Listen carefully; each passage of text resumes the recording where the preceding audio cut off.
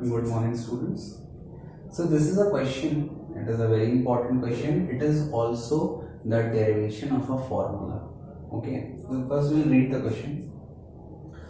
An object covers first half of a journey with velocity v1 and next half of the journey with velocity v2.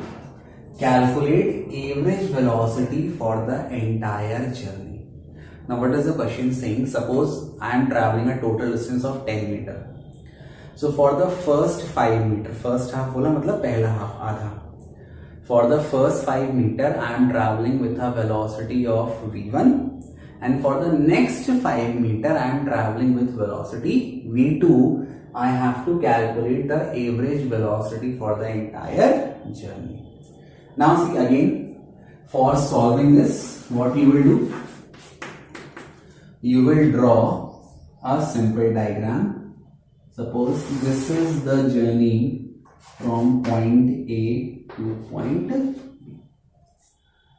This C is the midpoint of the journey. Okay.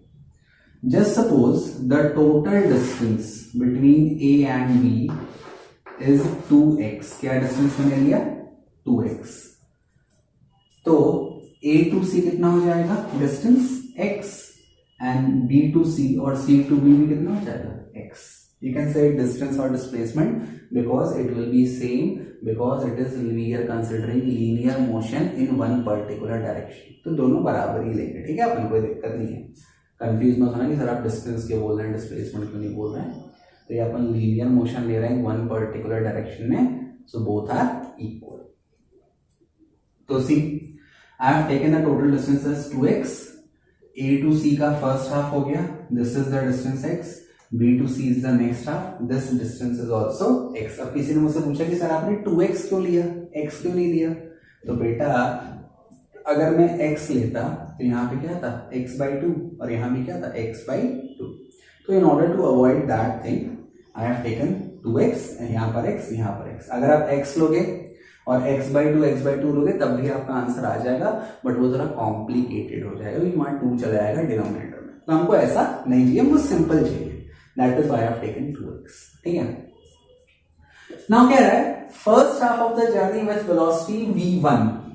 So for travelling from A to C, what is the velocity v1? And next half of the journey with velocity v2. Now for traveling from B to C, what is the velocity v2? Now see, time is not given. ये नहीं बोला कितने time में. तो जब कुछ नहीं दिया होता है तो हम उसको मान लेते हैं. We have to consider it by our own. जैसे अभी we don't know कि how was the coronavirus originated. तो क्या बोले सब लोग कि China has produced it, है ना? ऐसा लोग बोल रहे हैं. But there is no proof to substantiate that thing. Okay? तो अपन ये मान लेते हैं कि A to C जाने में टाइम कितना लग रहा है? t1. फिर यहां अपन मान लेते हैं B to C जाने में टाइम कितना लग रहा है? t2. This is the time t2. Okay. Now see I have to calculate the average velocity. What is formula of average velocity? I am writing in short form V average, AVG. ठीक है. The formula is total displacement upon total time. What is the total displacement? सीधी बात है, कहां से जा रहा है? इनिशियल पॉइंट A है, फाइनल पॉइंट क्या है? B है. दोनों के बीच का डिस्प्लेसमेंट क्या है? 2x upon total time t1 इसका और t2 इसका. तो अपॉन आ गया t1 plus t2. Now remember one thing, you are in class 9th, आपको नहीं पता होगा. क्वेश्चन में केवल क्या दिया है? v1 दिया है और v2 दिया है. तो आगे आने वाले सालों में अगर कोई भी ऐसा क्वेश्चन आए जिसमें केवल 1 या 2 वेरिएबल दिए हैं, आपने भले ही 1000 वेरिएबल क्यों ना मान लिया हो, आपको आंसर हमेशा इन्हीं वेरिएबल के टर्म्स में लाना है. जो चीजें आई हैव कंसिडर्ड, जिसको मैंने माना है, उसे मुझे इरेडिकेट करना है, वैनिश करना है, हटाना है. तो ये जो x है ये भी मैंने माना है, t1 t2 भी I have considered. तो I have to remove this thing and remove this thing by what? By v1 and v2. अब मैं कैसे करूंगा? इधर आ जाओ. यहां पर सबको फॉर्मूला पता है. क्या होता है डिस्टेंस का formula, distance is equal to speed into time. ठीक है, डिस्टेंस का फॉर्मूला है स्पीड इनटू टाइम। अब सबसे पहली चीज जो मैं कर सकता हूं, मैं यहां पे टाइम को रिप्लेस कर सकता हूं। अब यहां देखो ध्यान से, टाइम का फॉर्मूला क्या हो जाएगा, time will be equal to distance upon speed. The formula of time is distance upon speed. पहले मैं फर्स्ट हाफ में आ गया एसी में, व्हाट इज, अब मुझे T1 टाइम क्या मिल गया, T1, डिस्टेंस कितना है A to C का x, स्पीड क्या है V1, ये T1 की मुझे वैल्यू मिल गई। अब मैं आ जाता हूं B to C में या C to B में, डिस्टेंस टाइम क्या है T2 और आपका डिस्टेंस कितना है x, टाइम का फॉर्मूला है डिस्टेंस अपॉन स्पीड, स्पीड कितना है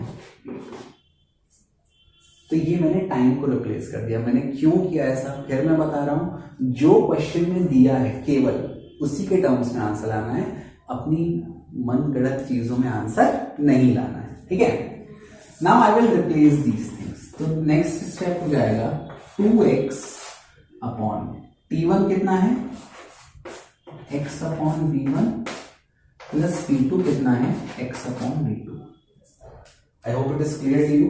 next step, V average is equal to, अब ध्यान देना, whenever there are two variables in the denominator और आपको LCM लेना है तो you have to do nothing, you have to simply multiply the variable। जब different variable आपको दिए हों और आपको LCM लेना है तो LCM क्या होगा, इन दोनों का प्रोडक्ट। तो देखो नेक्स्ट स्टेप क्या आएगा, 2x अपॉन, पहले मैं LCM लेता हूं, LCM क्या आएगा V1 V2। अब देखो यहाँ पे V1 and V1 will cancel, what is left V2, this V2 will get multiplied in the numerator, this is the numerator।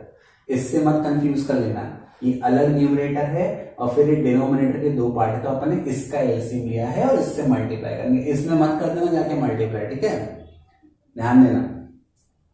तो LCM is V1 V2, V1 and V1 are getting cancelled, what is left V2, this V2 gets multiplied by the numerator, तो कितना आ गया x V1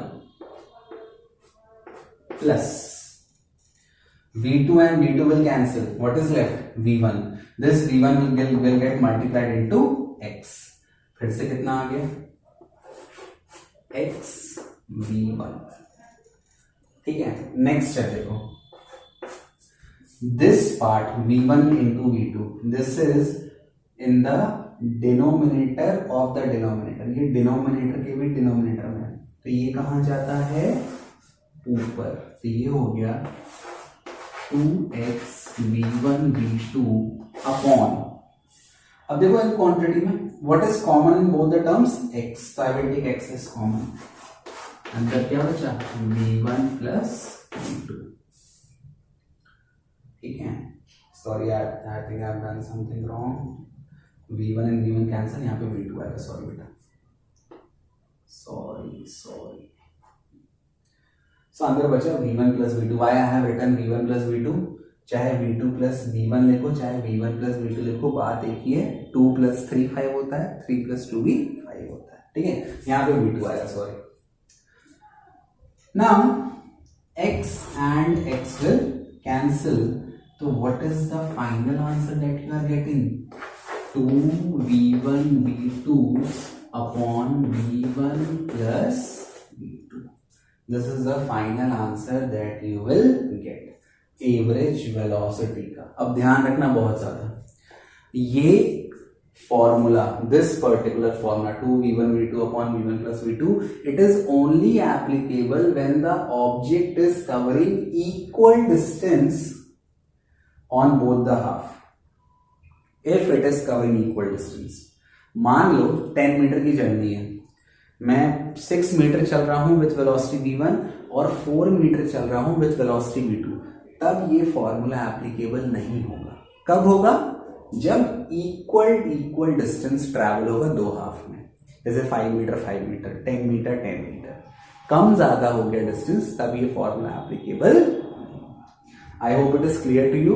after this we will see a numerical related to this particular question.